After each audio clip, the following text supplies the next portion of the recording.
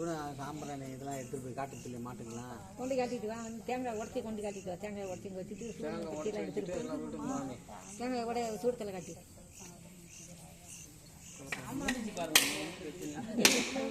தண்ணி வச்சு பாப்பா பார்க்குற தள்ளி இந்தாண்ட வந்து ஒட்டி நிறைய ஒட்டினா எப்படி போகுது?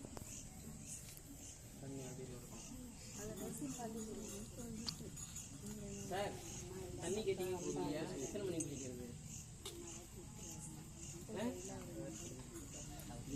எங்கே போடுறாங்க?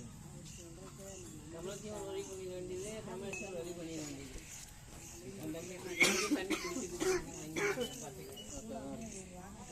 சூட இருக்கு எடுத்து வை. சொக்கில சாயாம வை. அதில் ஒரு சூடம் இதில்